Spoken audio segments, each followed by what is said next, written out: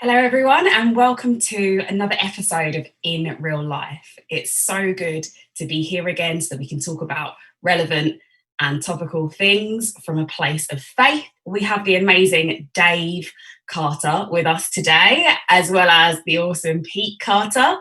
It seems to be a family affair. Dave, how are you? I'm well, thanks, Kamiji. It's nice to see you.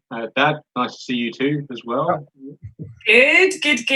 Dave, can we just introduce you quickly? Dave, you are a GP and a director at Eastgate. Can you tell us a little bit about what you do and what that looks like right now? Yeah, so I work in both those roles. Count myself very lucky. Enjoy both aspects of my work. I actually normally work the majority of my time as a director of Eastgate, and I work part-time as a GP. I'm a partner at a practice nearby here in Kent. So been doing that. Recently, I've made myself a little bit more available to the health service for extra shifts if those have been needed. But the majority of my healthcare work still been at my own practice. I count myself very lucky to work along the staff there. Thank you for being a key worker. Pete, how does it feel to have your son on the show? Great seeing David there. Obviously, we're close, and it's a great privilege watching him develop in his, both steps of his career, which is very similar to mine, because obviously I'm a director of Eastgate and a GP, mainly retired in one sense with GP, but very involved, obviously, with heavily in healthcare as a strategic input into healthcare. So, yeah, it's fun to walk alongside one another and watch him go past me in certain ways, which is great. And it's fun walking together. Oh, that's awesome. I love that phrase, go past me. It's so important for everyone to kind of know that you're sort of helping the next generation to do more than what you did. Kind of like what Jesus said, like, you'll do great things in me. It's a really important part, isn't it? That unless we want to stay at the top of the greasy pole forevermore and hang on, but no, it's an inevitable success of development, and also in medicine things are always moving on. So the modern generation are going to practice medicine in a way that is different to my generation. Yes, that's so true. Like, things have to move forward, and I think that's really prevalent right now, because as much as we're all going through the same struggle, the next generation is definitely going to know something and be made of something a little bit different, so that they can handle stuff like this in general in a time to come. So that's really good. Today we're going to talk about one of the things that is really close to my heart, actually, rest. So Dave, talk to us about how you rest in God and whether or not that has changed during this season. So for me, really kind of working from a place of rest, primarily, I think, first off, looks at how I look at my identity in Christ and my security in Him, that none of it depends on my own efforts. That every day I get up each morning, it doesn't matter what I do that day, I'm righteous, all right? And it's not something that I have to earn, that Jesus has paid the price. That Jesus did it all, so that we just get to rest in the blessing and that we get to enjoy all that He purchased for us. That there's nothing that we can do that ever adds to our righteousness. There's nothing we can do that ever takes away from that. So it's knowing that, and knowing that I am just a child of God, that I don't need to earn anything, that I have His love upon me right from the start. But for me, that also then flows into my working day as well, in that I know that I'm going to go out, I'm going to try and do my best that day, because that's what I feel I'm called to do. That's part of my job. That's how I want to serve people. But I know I've got God's approval before I've walked out the door. So yesterday was working at the surgery. I was the duty GP for my practice. I know that actually God loves me infinitely, even before I've got in my car to drive to the surgery. That I don't need to be striving, that in my work I'm doing it as an act of worship, and I'm doing it well, both to serve my patients but also to worship God by doing it. But that's done as worship rather than as earning His approval. I don't feel I need to perform for God in order for Him to love me. Oh, that's so refreshing. Like, I literally felt God's rest sort of, permeating me. As much as we have this internal reality that we kind of steward ourselves and we decide, we want to feel God's rest from the inside out, I think you can also walk into an atmosphere of that through other people's attitudes and other people's words. So you must contribute that to the environment that you work in. And the same way that you're talking now, I guess, is the same thing that you emulate and emit, and people essentially could benefit from. Do you remember experiencing something like that, Pete, when you were working within healthcare?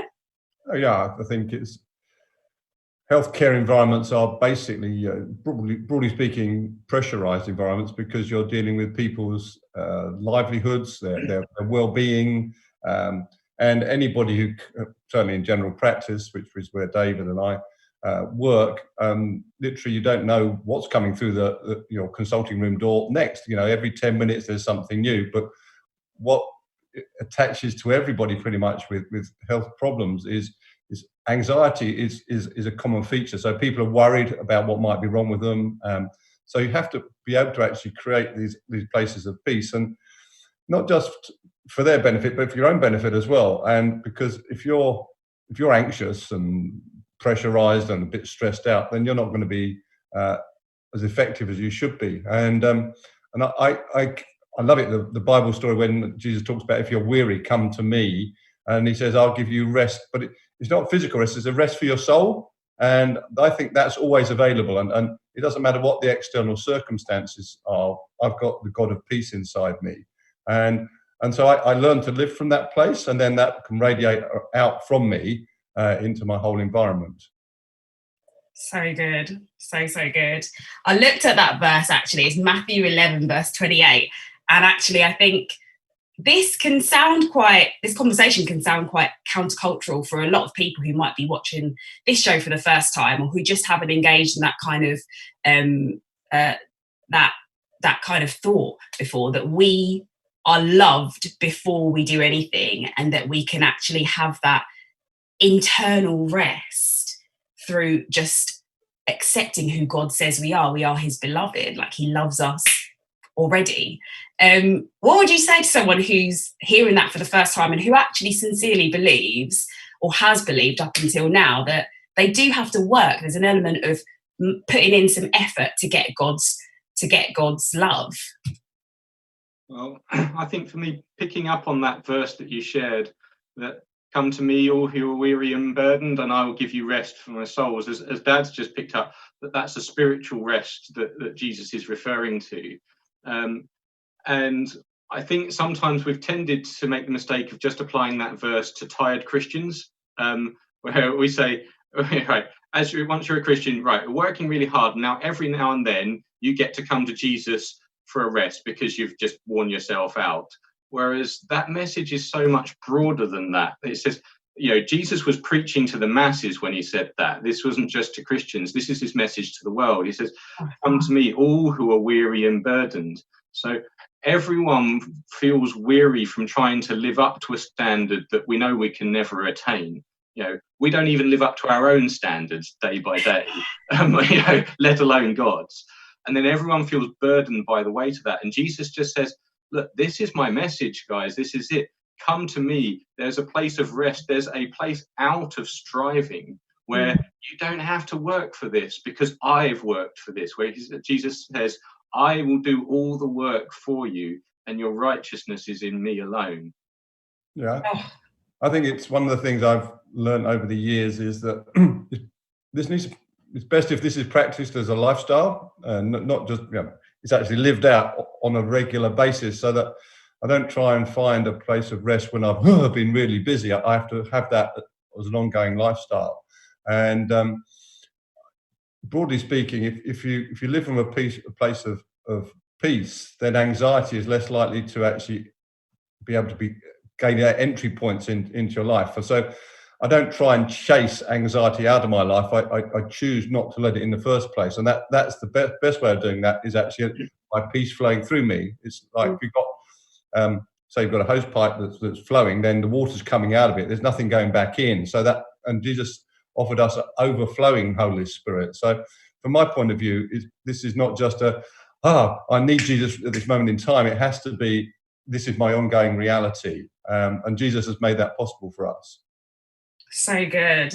So lifestyle, that's a word which we do have to pause on, because that's really powerful. I'm someone who's I like a practical kind of process to follow a concept or an idea. And I guess the idea we're looking at is, how do we rest in God? Like, resting in God is great, but the process is, let it flow through your lifestyle. What does that look like? I mean, God says his mercies are new every morning. So if we were to start in the morning, how do you guys find it easiest to come into a place of rest? How do you find it easiest to meet with God from the start and let that flow into your day? Well, I mean, I look at this purely in terms of, you've got the practical aspects of that. So, which are more challenging, I think, in this season. So trying to find times of rest at the moment, I think, are actually very challenging. So, I married, we have 2 children. They're wonderful, but we are homeschooling as well at the moment. And so whilst that's a lot of fun, that's another aspect that actually makes life busy as well. So being intentional, I think, about setting aside certain times where you're thinking, this is time, either this day or even just this hour. This is the time when actually I'm making sure there's no more demands on myself. I think that's good in terms of the practical sense. But I think, as we've alluded to as well, I think there's a sense in which you can be. It comes down to a reliance on God, really, for me, that I believe that you can work from a place of spiritual rest while still being manically busy. Most people, I think, in the health service can identify with this, in that there are times when, you've worked, kind of 7 night shifts in a row, or you've done whatever. So everyone's got their stories, which we do tend to keep coming back to. All of our best stories in the healthcare tend to revolve around that time when I was so busy and it was so mad. And then some dinosaur like Dad will come along and say, back in my day, we worked 200 hours a week and we had to make our own scrubs out of skiing levels. And those are the stories that we tend to, I don't want to use the term boast on, but those are our war stories that we tend to come back to. Yeah. Whereas actually being able to say, whilst those can be fun and actually I really want to honor everyone who's working really hard, it's coming back to that thing of, I'm doing that on top of the righteousness that I already have, that it never earns it. And that what I'm doing it is, my work is a way of giving worship and thanks rather than of earning approval, and just coming back to that reality. Dad, do you want to add to that? Yeah, I think one of the key things I have learned throughout life was not being apologetic for when I'm resting or not doing much. David alludes to the work hours that I did, which were crazy. Certainly when I worked weekends as a junior hospital doctor, 80-hour shifts, which were absolutely crazy. But in the middle of that, you just had to find time. Actually, I've got to have a bit of time off now, and that's true. I think you have to find ways of which work for you, of refreshing yourself and not being apologetic about it. And this is one of the big things I found, is that I think Christians, certainly I've found this with Christian leaders, church leaders, but I think also in the medical world, there's almost like, if you're not busy, there's something wrong. So if you ask somebody how their week has been, said, "Oh, I had a really relaxed week. It's been very easy for me. I'm doing fine." You say, "What's going on with you?" So, you're living in this world right now. Busy, and I often say that we wear busyness as a badge of honor. So the more busy you can proclaim yourself to be, the more righteous, honorable you are. But I just think we have to be able to say, you know what, I had a really good day yesterday. I relaxed, and so not being apologetic for those downtimes, I think, is really important. That's good, because that's authenticity, isn't it? And who doesn't love resting? I mean, people pay good money to book into a spa to have that uninterrupted time of rest. And the great thing about what I'm hearing you guys say is, with our Jesus, he says, come to me. So he is that place of rest. So essentially intimacy with him that doesn't have to end in the quiet times and in the busy times is rest. And it just reminds me of, so my mum's a science teacher. I'm not great at science, but it's no reflection on how good a teacher she is. She's fantastic. But I remember learning about athletes and how they would build up lactic acid in their muscles and basically wouldn't run as efficiently or do their activities efficiently if they hadn't given themselves good rest periods in between.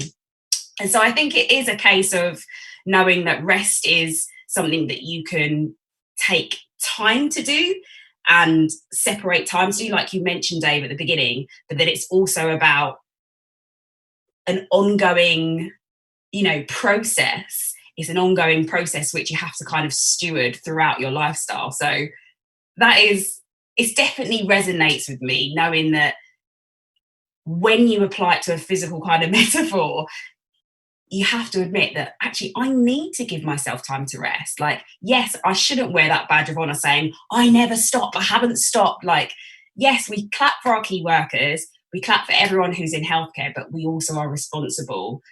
Each person within healthcare is actually responsible for taking that time and having that intimacy with God to rest. Really, really good message. So can I just challenge you guys? What are areas of your lives that you might have noticed you find it harder to rest in God with? Have you seen any patterns in your behavior? Because that's also part of lifestyle, recognizing the times when it's going to be harder and anticipating the times when it's going to be harder for you to rest so you can be more intentional about those times. It's 9 hours. Sorry about that. That's my clock. I was going to say, your voice has suddenly dropped a bit. You get What time it is? For me, I think the areas where I find it harder to rest is where I sometimes, I think we all do, we have a tendency to fall back into self-sufficiency of, I can sort this problem by just working really hard and, regard myself as in a natural, fairly capable and fairly, really competent. And I think especially when it's times when, either difficulties in the family or someone's ill or stuff like that, where my natural instinct is, right, I will try and just take the burden off you guys by working really, really harder so that I'm making things easier, when I haven't stopped to realize, I think I probably should have involved God in this and sought his help first rather than just tried to do all of this myself, really. I'm pretty similar. I think the reality is that, I don't think it's true for everybody, that the closer to home the issue is, the more challenging it is. So I think as doctors, you get used to dealing with other people's problems and not taking them on board. And, you're in the middle of a really busy time, but you're helping other people. And I learned early on as a doctor that ultimately people's health is their responsibility. And I help them through health issues, but actually they have to learn how to live. But when it's close to you, like your own family and stuff like that, then the whole thinking is far more involved and challenging, because it is, you're not trying to escape. It's not just somebody else who you've helped with their health problem and they move on with life. You're involved in people's lives, and that I think is far more challenging. But I think that's true for everybody. I'm just thinking, what else? I'm like David. I like to get things done. I'm competent. So when things I can't get it done, then that is a challenge for me. So like David, I have to be careful not to fall back on my own competence, but actually strengthen God. So essentially coming to a place of rest and disciplining ourselves in that. I think God really is teaching us about ourselves, in that saying rest isn't just a place and a time, but it's a continuous process and a lifestyle that we have to build. God challenges us in the areas which we try and be self-sufficient, or try to help others beyond the boundaries that are healthy, maybe. That's really, really challenging. I think one area of my life which I can definitely identify with both of those points are, I'm a helper. I love helping people. I love making people happy. So that's something which I have to kind of really be intentional, pause to set my boundaries. So I know I'm not doing things out of a place of empty. And then the other thing is I'm a teacher. So like doctors, I think as a leader, you have to recognise the powerful thing that you said, Pete, which is that people are responsible for their own education. I always say that to my children because it always empowers them.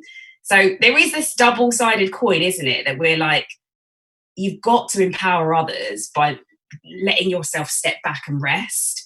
And in this season, that can be really, really hard because you know that the nation's depending on you guys as key workers, all you healthcare professionals. But at the same time, you're going to be able to help better if you're doing it from a place of rest.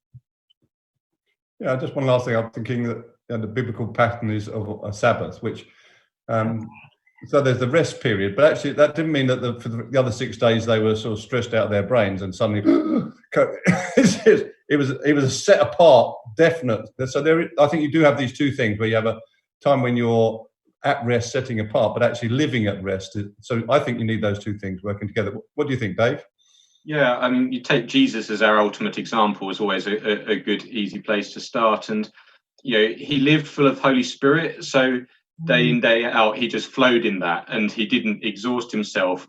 And he had arguably probably the busiest preaching schedule on the planet. But he still regularly took himself away for times when he took times just with his Father or sometimes just with a smaller group of closer friends. He built that into his lifestyle whilst also being able to sustain, himself. I think, you never see Jesus having a bad day. And so it wasn't that he'd exhausted himself the rest of the time, but he had that pattern of flowing from rest kind of throughout his life, but also being really intentional about taking time to make sure he was away and kind of refreshing himself. So good. It's great that we actually have the best example. We could just have a manual, but that would be religion. We have God who's personal and who has done it before, and we can trust him. It's good. Oh, thank you guys so much. This conversation was actually very necessary, and I think as a nation it will be a message that we can just reapply throughout this season and just revisit. Hope you guys enjoyed this conversation. Look forward to hearing and seeing you guys next time. Have a lovely week.